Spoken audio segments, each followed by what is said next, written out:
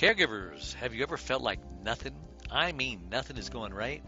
Well, cheer up and welcome to Dave the Caregiver's Caregiver radio program, where you'll learn how to avoid that dreaded thing called caregiver burnout and how to survive the grief process. You know, with roughly 100 million caregivers in the US and Canada alone, that's about a third of the population. That means that everyone probably knows someone caring for a loved one. Join Dave and his guests now and every Wednesday at noon Pacific Time as they discuss avoiding caregiver burnout and surviving grief. So find a comfortable place to relax, kick up your feet, and prepare to feel better and to receive practical tips and tools that you can start using immediately to get you through today and every day so you can survive your tomorrows. But not just survive, but to live life fully and abundantly. Yes, you heard me right. That is a possible goal to achieve. And now, here's your host, Dave Nassaney. Welcome from Los Angeles, the Big Valley. Welcome to all my listeners out there in Radio Land. I'm Dave, the Caregiver's Caregiver. Caregiver, let me enunciate my words here. Coming to you live globally through iTunes and Blog Talk Radio and YouTube and a bunch of other platforms. And our goal here is to do our very best to help you avoid that dreaded thing called caregiver burnout. And I should say I'm not where I usually am in my studio. I am in a lake resort community on vacation with some family members. And today we're going to be talking about celiac disease and the gluten-free fad that's going on. And here with my lovely co-host, Adrienne Gruberg, and my lovely granddaughter. Today we will be, like I said, talking about everything about gluten. So stay tuned. I'm your host, Dave Nassaney, and this show is the caregivers of every single kind. And the one thing we know about caregivers is that they are caring and selfless and sacrificial, but they also have this tiny little problem. They're very prone to burnout because they tend to put everyone else's needs above their own. Because, you know, they just give and give and give until there's nothing left to give, and then they burn out.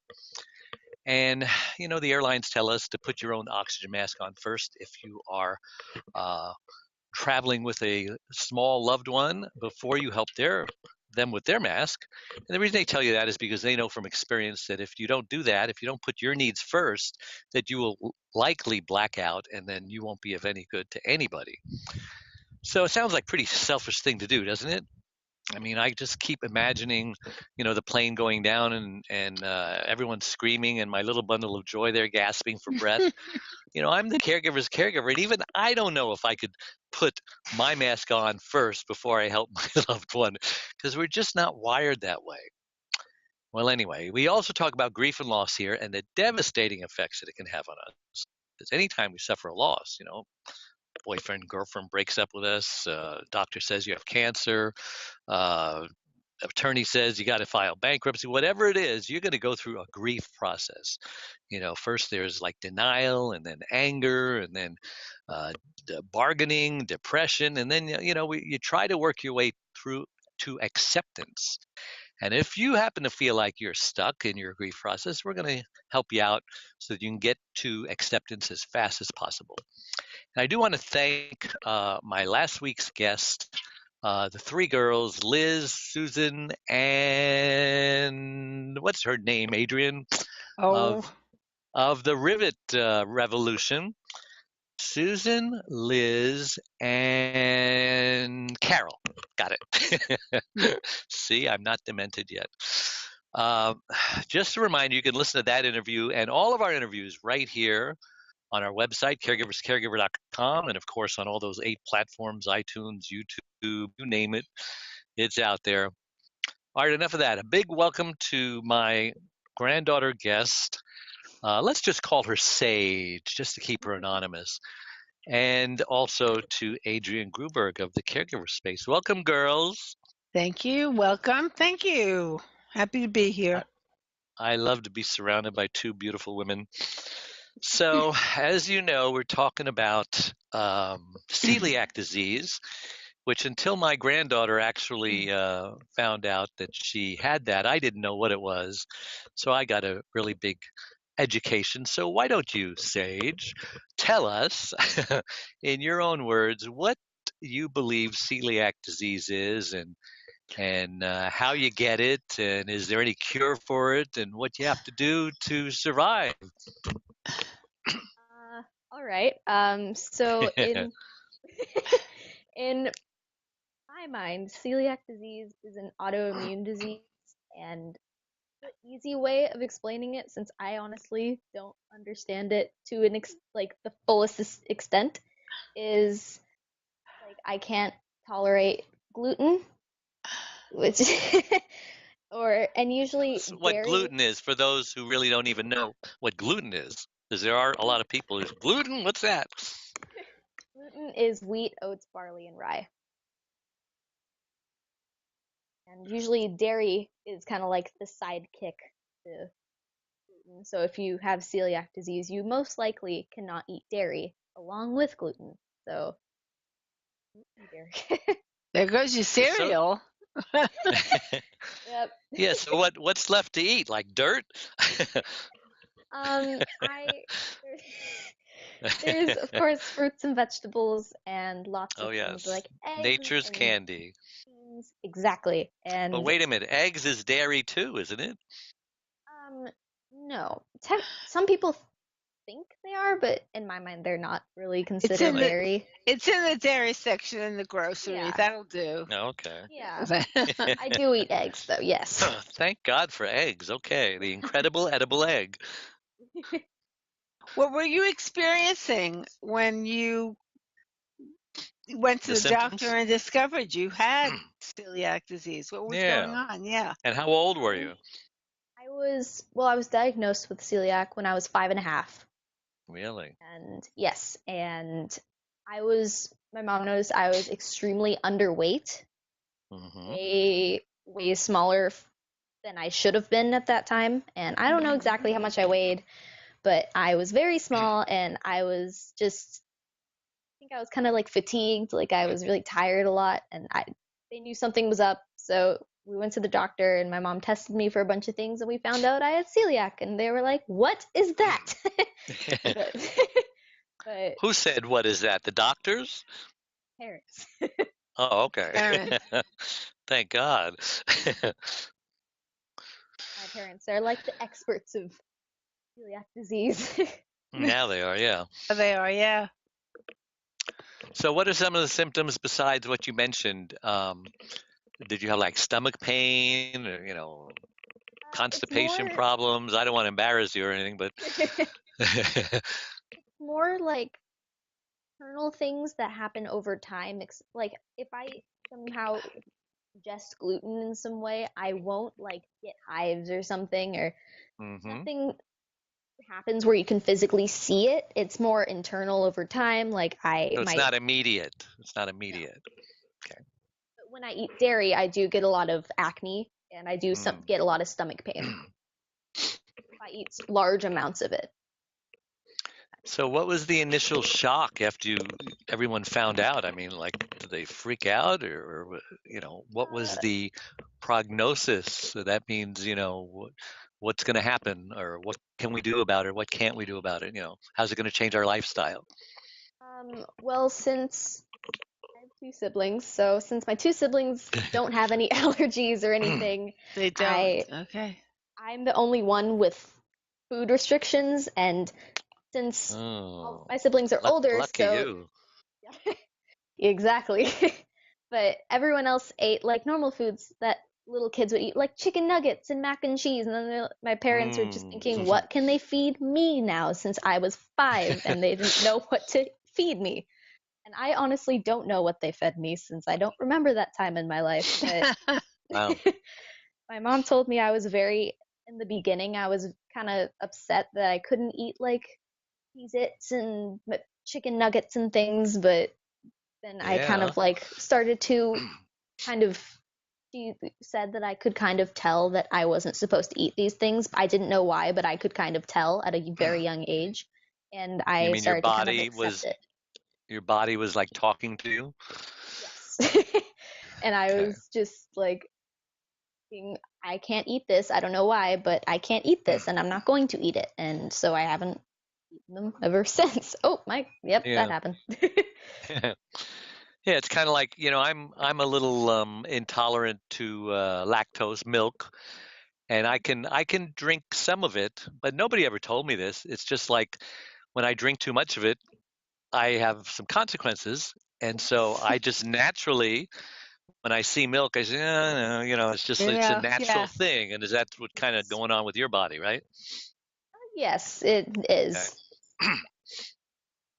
Okay. Have So have go ahead. have you found that you can still enjoy food? Yes, now that more people are kind of starting to discover what like celiac disease is and more Right, people are not eating gluten or dairy, there's more options and almost like accommodations for foods that I couldn't eat before, but now I can. Like when I was 5, we had to make our own bread because there was no gluten-free bread. right. We had to make it. And now there are tons of different brands of gluten-free bread and I have multiple options. So it's gotten a lot easier throughout the years. But it was difficult in the beginning, but it's gotten way easier. So it sounds like your celiac disease got discovered around the same time that everyone else's. Maybe they Yes, weren't looking for it before. Maybe they weren't even diagnosing. Maybe they didn't even know what it was before, maybe. and it just kind of all happened at the same time. Well, So, it did sort of become a fad. Hmm. hmm Doctors were looking for it, whereas they hadn't been.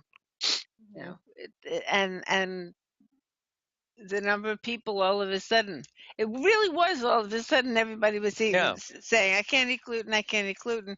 And and you see it to the on point where television, restaurants, were such that a waiter would changing come their up to the menu. table Yeah, and ask you if Hmm. you had any dietary restrictions. They were catering to yeah.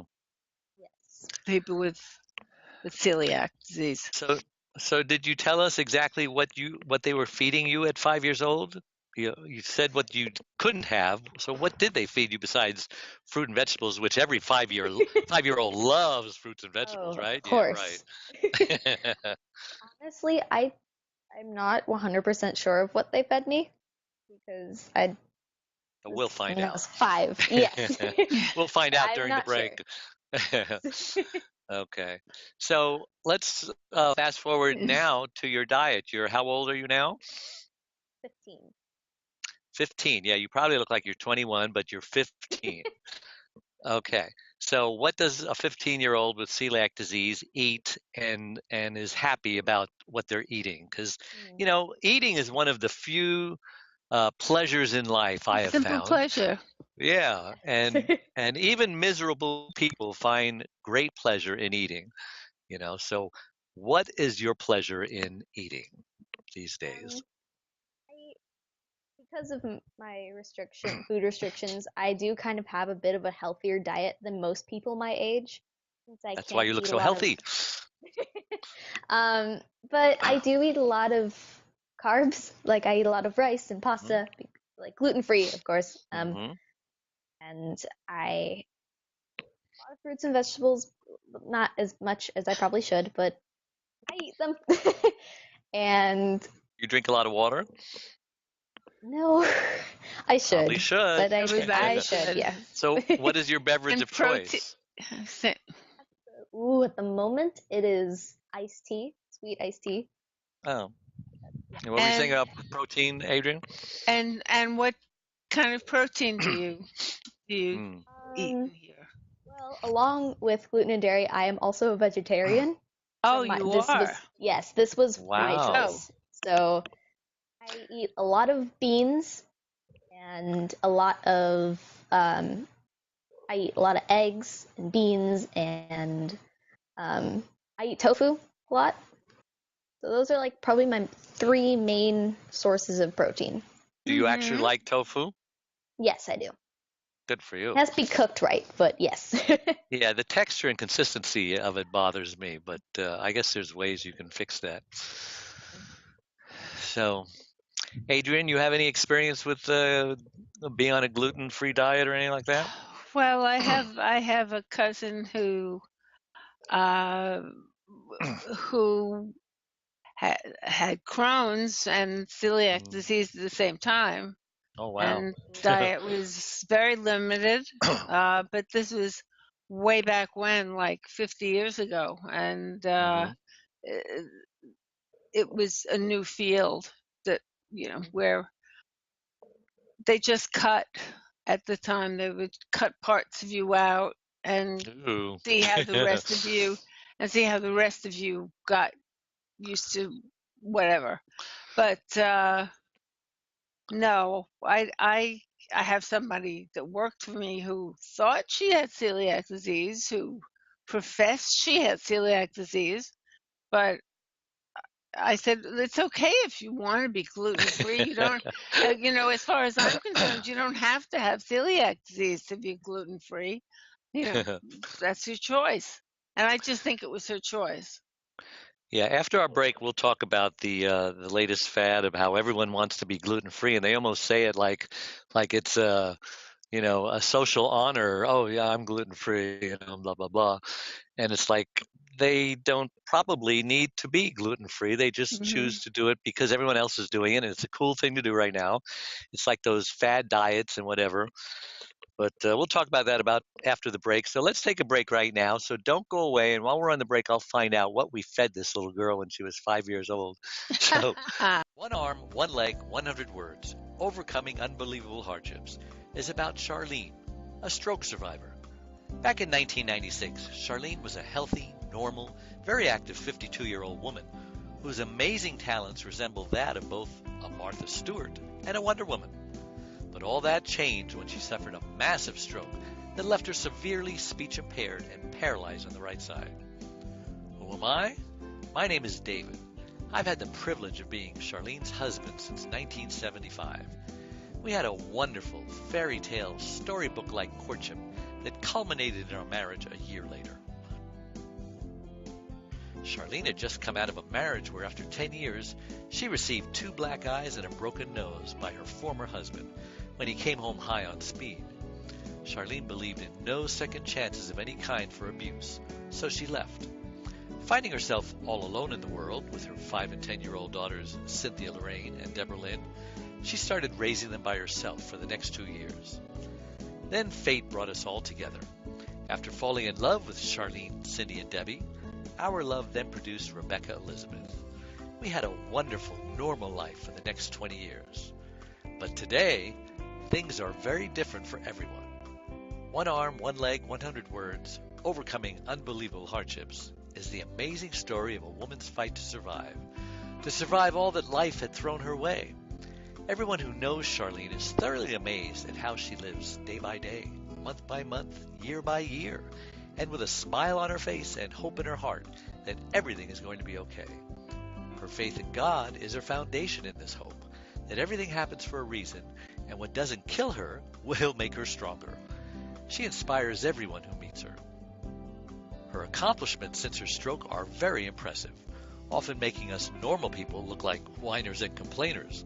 So pick up your copy of One Arm, One Leg, 100 Words, Overcoming Unbelievable Hardships today. You won't be disappointed. Just hear what best-selling author Lynn Barrington has to say about it. If you think you have it bad, read this book. This is a beautiful, genuine story told from the heart. It's inspiring and easy to read. When you finish this book, you'll be able to look at your concerns in a new light. How about the reaction of 9-time Grammy and Dove Award recipient, the godfather of contemporary gospel Christian music, Andre Crouch? Charlene just won't let the promises of God go, and she has not let her circumstances get in the way of her faith. She's not just a survivor, she's more than a conqueror, as the Bible states.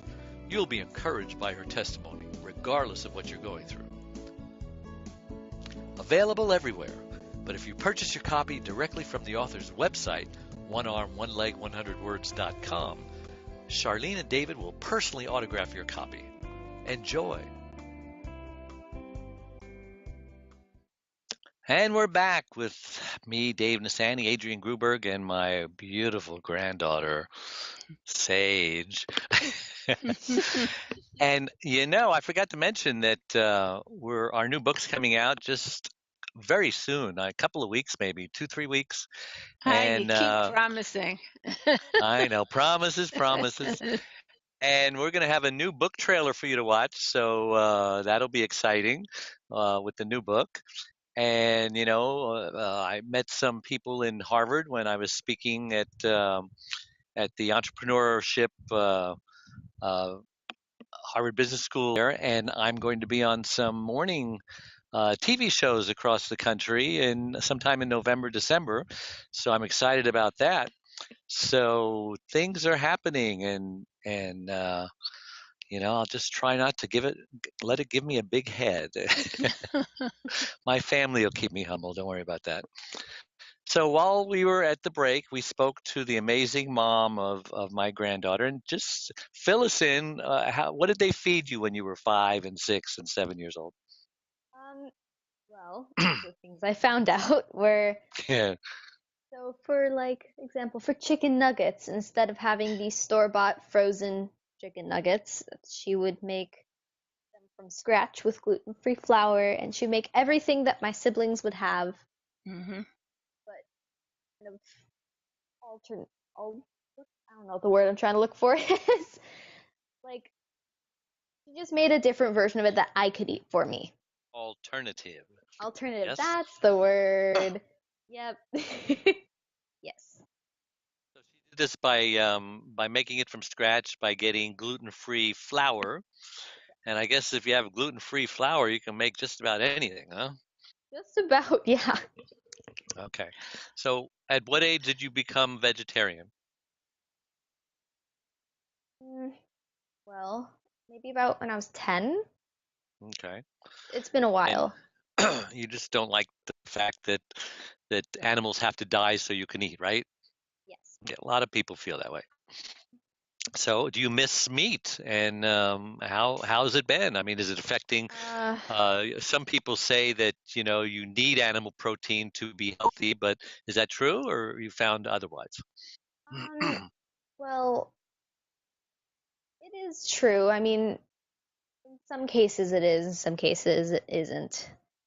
I mean, Depends on what you substitute it with. So, what are you eating exactly. for the protein? You mentioned beans, stuff like that, Beans and tofu. tofu, eggs, a lot of eggs and a lot of beans. You're not Yeah. vegan. No, I'm not vegan. I don't know what I would eat if I was vegan, So, honestly. for those who don't know, That's what is honest enough. vegan? What is Vegan vegan? is not eating any animal products, so no eggs, no meat, no cheese, no milk, Milk. Even nothing. even though an egg is not an animal, it Yes, it comes still from an comes from. animal, Can't so even that eat things they like they. honey Oh wow, really? because, well, it comes from bees and stuff. Like, So what do they eat? I don't. Do you Vegans know, have a hard Adrienne? time. Vegans have a hard time. Yes. You know, I said we were going to talk about the gluten-free phase, and of course, I have a chiropractor and I have other doctors I go to, and many of them are what you call holistic and alternative medicine, and and so almost all of them, kind of talk down about gluten, how it causes inflammation in your joints, and the reason you have all this pain is because you're eating gluten. So I says, well, I have a lot of arthritis, I have a lot of pain in my joints. I'm going to try it, and I tried it for 3 months. No, and I took this blood test that showed all of the foods that I was sensitive to, and I mean, everything on the list I was sensitive to. I couldn't eat all the foods I loved. I couldn't eat garlic. I couldn't eat um, gluten, of course. I couldn't eat sugar. Ooh. I Of mean, course you you couldn't take eat you sugar. take those three things away. I mean, there's not much left but dirt. So pizza is my favorite food, and I remember one time, calling the guy and saying, "Do you have like gluten?" Oh, and I couldn't eat dairy, Mm. gluten-free, dairy-free pizza, and there was like one place that says we have gluten-free, dairy-free pizza. I said, send it over, and I ate it, and you know, I I'm the kind of guy who thinks that there's no such thing as a bad pizza. Even a bad Right. pizza is good pizza, because I will eat any pizza anytime, day or night. I I understand. don't care if it tastes like cardboard. But when I had this pizza, uh, it was worse than cardboard. It was Yeah. cardboard that tasted bad. Usually cardboard Mm. just tastes, no flavor, but this was Uh-huh. bad cardboard.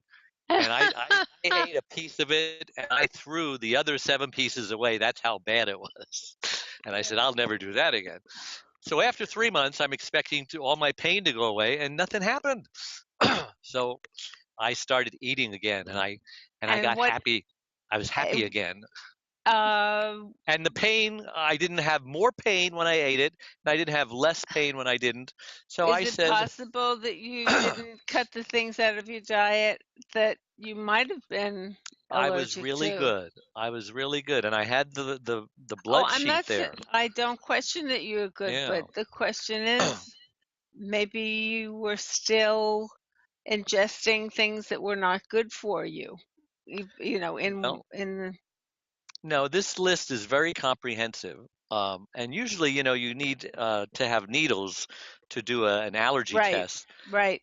And that's why some people say this test is controversial, that some people poo-poo it. They say, "Oh no, you can't tell food sensitivity only from a blood test." And some people claim you can. Some people claim. I mean, nobody can agree on anything in the medical community. You know, one one year eggs are bad, the next year eggs are good. One year, Right. Yeah. sugar's bad, next year sugar's good. And saccharin, and they just can't make up their minds. And so I Sugar's been take bad for everything. a long time Yeah. and will All right, be. back to my granddaughter. Yes. So so tell me how you feel about these people who like almost boast, "Oh, I'm gluten free, I can't do this, I can't do that." And you're probably saying to yourself, "Yeah, try celiac disease, buddy, I don't want to be gluten free. I have to be gluten free, and you're doing it Yeah. by choice." What are your innermost feelings about that? Well, it kind of does bother me sometimes when people like don't eat gluten just because they don't want to, not if they're doing it for like health reasons, like because they can't eat it or it's making them like it's giving them pain or something, then I get that, but just saying you can't eat gluten just because you don't want to kind of hurts me inside just a little bit because like if you're in a restaurant or something, they have only a certain amount of gluten-free options, and then people who can eat gluten but don't want to get the gluten-free options, there's not enough for people who actually need it. I never Hmm. thought of that. They're like eating Yeah. your Yeah. stuff, And then they and they can don't eat have the to. others. Yeah. Sure, sure. It reminds me of, I have very little hair on the top of my head, so I elected to shave my entire head because number one, it makes me look cooler than having a horseshoe thing, some old guy who went bald. And thanks to the young people who have healthy heads of hair who choose to shave their head when they don't Mm, have to, I can kind of fit in with them, fly under the radar, and it's kind of like the gluten people who don't need to be gluten. It's like these skinheads who don't need to shave their head, but they just choose yeah. to. It's kind of weird what people do, isn't Exactly. Yeah. it? so, so are you consider yourself a happy person? Yeah. I mean, Happy, there's well like adjusted? there's days. There's like kind of good and bad days. Where the I mean food that just kind of gets you down. Yeah, a little bit. Okay. I mean this is something that will be with you for the rest of your life. Yes. Um No cure, huh? do you no do you foresee any problems down the line? What do you mean? Um in terms of well, finding a partner for one thing. Um people to be tolerant and just friends, you go to dinner at a friend's house and they'll have to cook a special way for you. Yeah. Yeah, will they Um, will they start shunning you because, oh will no, they let's start not have shunning you because Sage over because she's just a pain in the butt to cook for, stuff like that. yeah, that's the kind of stuff I'm talking about. Oh. Okay. Or a husband saying, "No, I don't want to marry her because She's going to probably make me go gluten-free too, and I mean, these are silly arguments because if somebody Of loves you, they're going course. to take all of you. Right. Of course they are. She's laughing. Sometimes her laugh is like silent. Yeah. You know, Um, what was I going to say? I was going to say something, but go ahead. I can't remember, but it'll come to me. so for like the friends kind of like accepting it, I don't know if that's the right word to say, That but would be the right word. they're very accepting. I have a couple friends, like one of my friends, her dad is a really good cook and Mhm. he knows how to accommodate me. So anytime I go over to her house, her family makes me a meal that I can eat with them. Like That's lovely. yeah, Yeah. it's really, really kind. And in about fourth or fifth grade, it got to the point where my friends at school would if there was a new person at school and I was becoming friends with them and they somehow found out that I had celiac disease and they asked, what is it? Friends would say what it was, what I couldn't eat, and why I couldn't eat it. They would say everything for me because they Yeah. memorized it and they're extremely careful about like cross contamination and they're really, really, really good about it. And Mhm. So you I'm have no lucky to trouble have them. making friends. Good. See, we're not just telling you this stuff or asking you this stuff to make you feel bad or anything like that. This is for all No, the other people out Well, the there, other people who have it, yeah.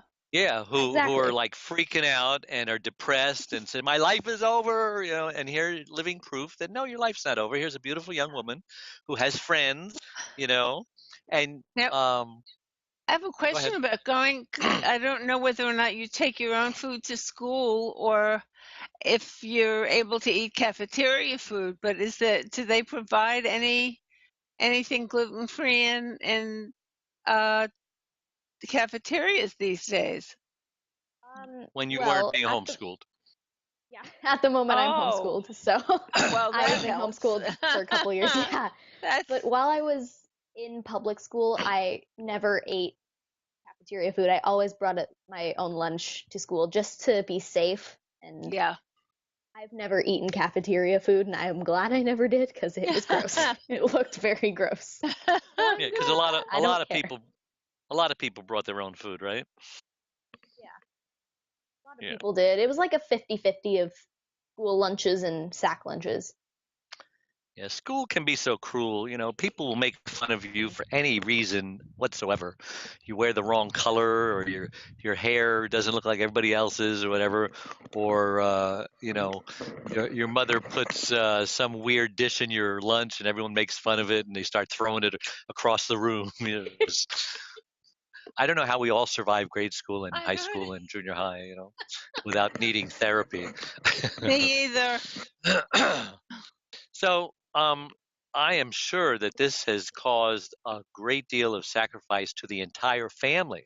Because when you only have one person in the family who has a restricted diet, doesn't everybody all kind of have to get on board or at least cooperate? Or otherwise, your mother's making, three or four different meals, or at least two different meals for at the same time. How does that work? Um, When I first stopped eating gluten and dairy, it was my mom was making two separate meals, like a gluten-free version Mhm. of whatever they were having for dinner. But Uh, now she kind of started to kind of take away the original plan and just kind of have everyone eat gluten and dairy free, Yeah, just to white make life cookies. easier. Yeah. how do they react to that usually? Um, The rest of the I family mean, not, it didn't react is that is it bad. tasty? Is it tasty? Yeah, yeah, it's gotten a lot better over the years because there's more things that I can eat and more like, Sure. Yeah, you'd yeah. be surprised how tasty some of the gluten-free stuff is because I have a son-in-law who's also gluten-free for different reasons. Um, and necessary reasons. And so every time they come over for dinner, my wife, who's a gourmet cook, goes out of her way to check out every single gluten free recipe. And some of the things that she makes for him are really, really good. And I eat them, and then she yells at me for eating. No, that's for him. And I said, but it's so good. So, yeah. Good. Gluten-free doesn't have to taste like dirt, right? Exactly. Exactly. Exactly. Yes. And we're here, and your mother is making meals for us every day, and they're very delicious. So you're very fortunate to have such a caring mother, and a mother who's an excellent cook and a very versatile cook as well. I So, mean, and I think there was a time when there was a bit of a stigma attached to gluten-free to people who had celiac disease. mm, I think society's well over that now, really, Yeah. and are trying to accommodate more than anything else, with products and I mean the number of things that I see in the supermarket with the gluten-free tag on it are absolutely amazing. Yeah. yeah, it's It's almost gotten become great. mainline, you Oh know, yeah. which is great for you. I mean, if you ever were going to be celiac, this is the time for it to happen to you, where Exactly. awareness is so good, and you're not discriminated against, you're not made fun of, and you can certainly eat food that doesn't taste like dirt, which is big to me. Hey, Yeah. listen, we're going to take another break, and we'll be back, so please don't go away. Anytime we suffer loss, we grieve. And a lot of people don't realize what even the grief process is. But it could be 5 to 7 steps ranging from denial, I don't believe this is happening, anger, oh my gosh, I'm so upset this is happening, to a form of bargaining, how can I get out of this, to depression, which is a very serious thing because that often leads to suicide. And then finally, after you realize you have no more control over your situation and you're totally okay with the new normal that it brings, that wonderful, wonderful place called acceptance.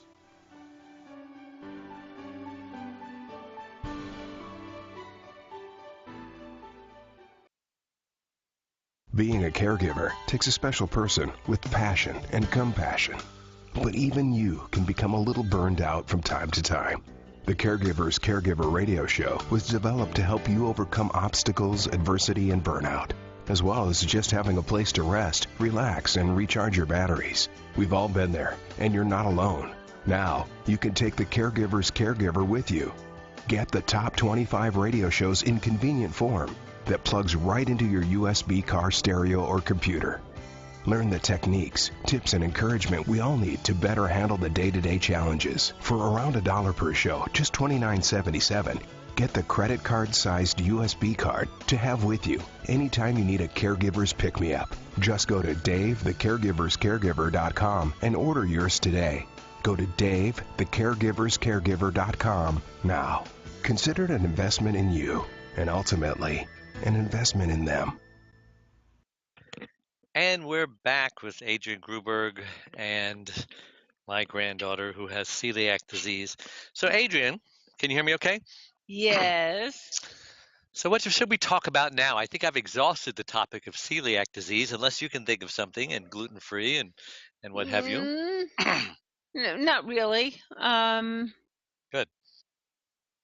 I mean, I think that there's now a very healthy way of dealing with it, and that I'm really glad to see that society's gotten to the point where they're much more tolerant of all these little things.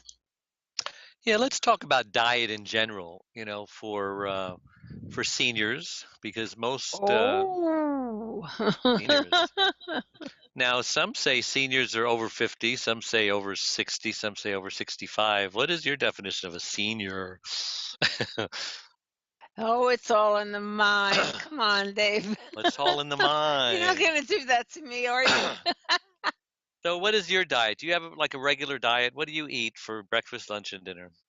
For breakfast, I have 8 ounces of fat-free Greek yogurt, 8 ounces of berries, 4 ounces of oatmeal, and 2 ounces of nuts. every day, and I mix them up. That sounds very healthy. It's very healthy, and it's 1.5 pounds of food, and it keeps you Do you weigh it? very. I weigh it. Really? I weigh it every morning. I weigh my lunches and my dinners. My Hmm. lunches are uh, 4 ounces of hard protein, which would be fish or meat, and a pound of vegetables, and 8 ounces of Pound of fruit. vegetables, A huh? pound of vegetables A and pound. 8 ounces of fruit. How much And is a pound of vegetables? I mean, would it fit like in your hands like this or what? I guess a little more. It's a lot of vegetables, I need but to eat a pound of vegetables. Vegetables are the most important thing that anybody can, especially seniors. and there's so much. There's so many things that I learned from my boyfriend that I never ate before. Never had Like what? kohlrabi. What's that? Kohlrabi. Yeah. It looks like a giant radish. Really? Um, uh, and you just slice it up, and it's heaven. It tastes so good. Um, Kohlrabi. I C-O-L-E? KOHLRABI. Kohlrabi. Remember that, Sage? Kohlrabi. We'll buy some at the store and eat some heaven. Kohlrabi is very good. Um, but I've gotten What other to. vegetables? What other vegetables do you eat in that Oh pound? What are God, they? cauliflower, broccoli, peppers, big peppers, little peppers, um, carrots, of course, celery, of course, and whatever else we might find that's in season. And how do you prepare it? You don't Corn. just stick it. You don't just stick it in a Sometimes I bowl and eat eat it. it. Sometimes I do. Sometimes I eat it raw. I just You stick it in a steam it bowl, and sometimes, sometimes I steam it. But and like string beans and things, if I'm going to include those, I'll steam them. uh-huh. Um, but I've been on this now for about 3 years, and I feel much better. Uh, Are you a vegetarian? no, I have meat and you know poultry, What's your meat of What's your meat of bison, choice? ostrich.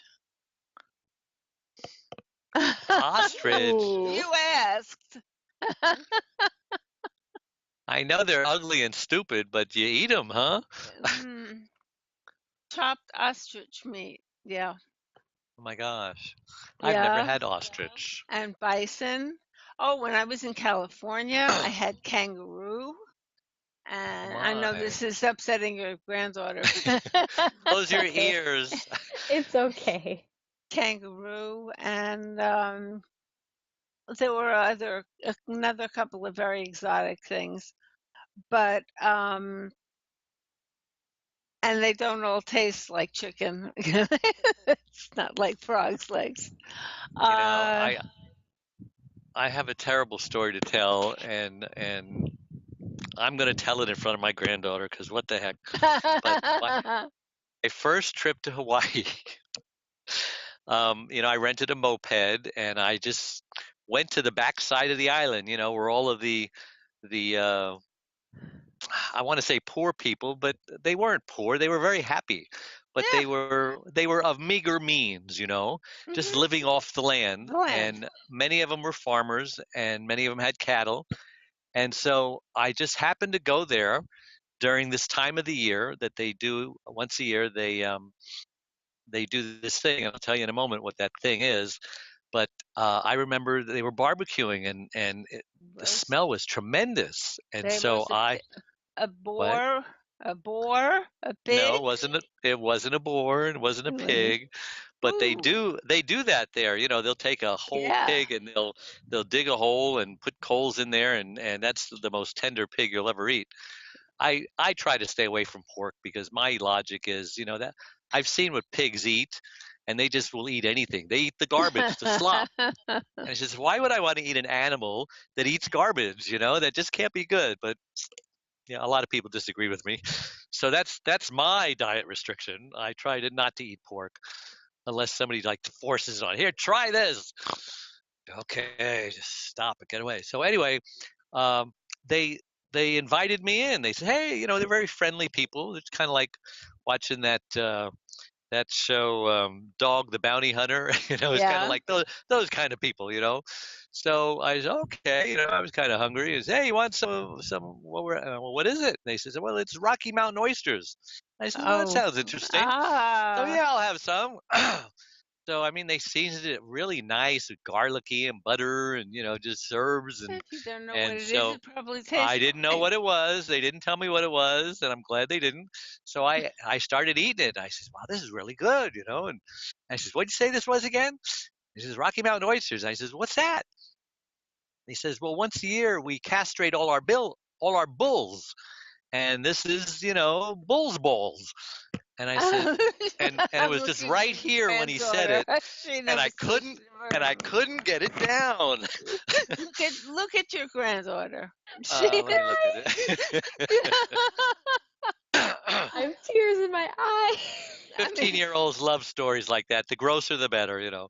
So Oh. I couldn't get it down, and so you got something to drink. I drank something and I finally got it down. I says I'm eating. I had to like repeat it, and they explained it. I just want to make sure I understood them correctly. it's a And I, delicacy. apparently it was the first time when I ate escargot with my wife. Like a million years ago. We went to this brand new French restaurant in Burbank when they Yeah. opened up, and escargot. I didn't really know what it was. My wife wisely didn't tell me what it was, but it tasted just like that. Garlicky, and I said, "Wow, these are good." And then they told me that I was eating snails. And I said, Weren't oh, they in the shell? they were. Yeah, but they're different looking shells. They were like big shells, like big snails.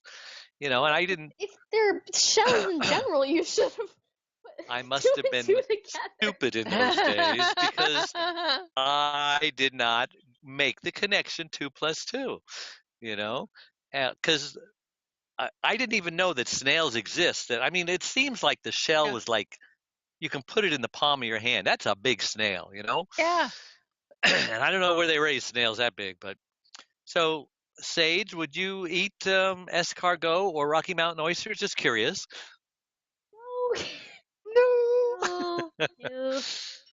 Is there anything Wouldn't else you would think like? so. Worms, cockroaches, just insects. I remember that scene in one of the movies. I think it was uh,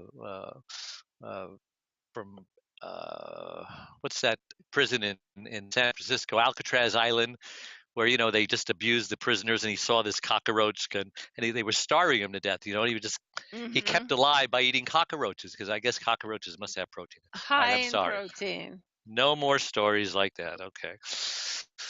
So, what do you want to add to this, my granddaughter, as we close? Anything that we missed that you want to just throw in there to those who found out they have celiac disease and are thinking about, just being depressed for the rest of their lives? Tell them why they shouldn't be and why they can make it and why they can have a normal life again.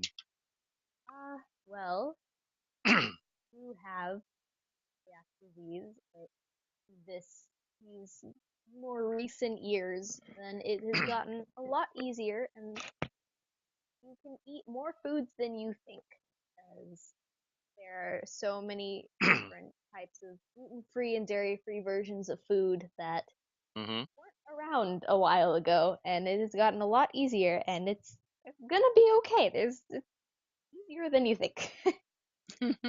Get It's used to like it. It's it's easier. like the shaved head thing. Everybody's doing it. Practically. True. That is true.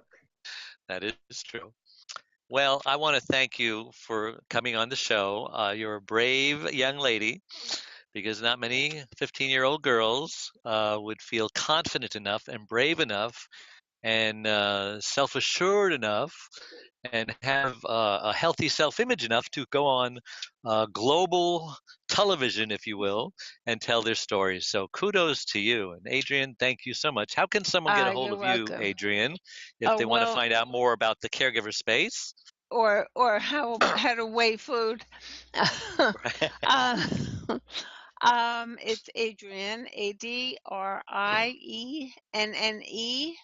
at thecaregiverspace.org, which is also the website, thecaregiverspace.org, and on YouTube, on Facebook, it's the Caregiver Space, and there are several communities within the Caregiver Space now that are very successful. Tell us briefly, what the caregiver space is and who they minister to and what they do, and for Well, those who don't know what the caregiver space is. we are there for anyone, but primarily for family caregivers, because I was a family caregiver. Before my husband died, I sort of had this idea. It was just at the beginning of Facebook, and I said, gee, I want to do this for caregivers. And little did I know how much money it would take to create a Facebook type of environment. It's we have a magazine, we have communities, community chats, um, all sorts of really good support. If you ask a question on Facebook in a community, you'll generally get a conversation going. In other words, if you're in a spousal community or an after caregiving community, or a cancer community, a heart disease community, diabetes, I mean, these are all very separate kinds of lives that people end up leading because they're caregiving to different diseases and Different issues. different issues within the disease. Some of them are dietary, but you really learn a lot from the other people in there. And online, on the caregiver space itself, the magazine sometimes fills in the blanks that the communities don't, because the magazine itself appears in on the website. Yeah, And you bring up. have what? Go ahead. I was going to say you bring up a good point about support groups. I was going to ask Sage if were there any support group or online support that you found that helped you going through your stuff that maybe you can share with others that helped you. Not really, actually. No. I've never found anyone who has celiac disease Did you You look? look? online or in real life. Are there online communities of those that I can't imagine someone not starting a support group for celiac disease? Maybe you're supposed to Yeah, do it. Maybe it's you, and that's why they're not out You're the there. They're one. waiting for you. You'd be perfect. Online support, Facebook page. Start with a Facebook group start page. with a Don't you, Facebook page. you think that would work, Adrienne? You think there's a need? Absolutely. Yes, Oh, definitely. But look you at the know what? marketplace. Look, it's being flooded with gluten-free items. You can answer all the questions that seem to be unanswerable because I you're a mean, very heavens, wise lady. Very wise. Go ahead. What were you going to say? and you could have the celiac recipe book, where all of these wonderful Yeah. recipes, all Share your mother's recipes. You could even probably charge for them. A nominal fee. yeah, the But celiac's cookbook has got to be on its way. and if it's true that nobody's out there doing it, then you could be filling a huge niche in the market, or as Trump would say, a huge niche in the marketplace. And whenever you're the first one, you become the greatest one. So that's my advice to you. I've never been wrong. Well, there was that one time. Okay. Well, thank you again, girls, for coming on. I appreciate it. And for everyone watching and listening, tune in every Wednesday at noon And we thank you so much for coming on board. Don't forget to go to my website, caregiverscaregiver.com, and take our free quiz. Are you a candidate for burnout? And just for doing that, because I'm such a nice guy, I'm going to send you a copy of my first book digitally. Is One Arm, One Leg, 100 Words, Overcoming Unbelievable Hardships, the amazing story of my amazing wife and how she survived her stroke and continues to survive.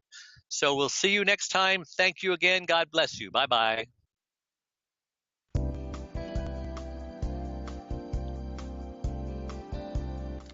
Thank you for joining Dave, the Caregiver's Caregiver radio show. Make sure you tune in every Wednesday at noon Pacific time and anytime afterwards on podcast to catch more of Dave and his tips to caregivers on avoiding burnout and surviving the grief process right here on the Worldwide Block Talk Radio Network. Goodbye.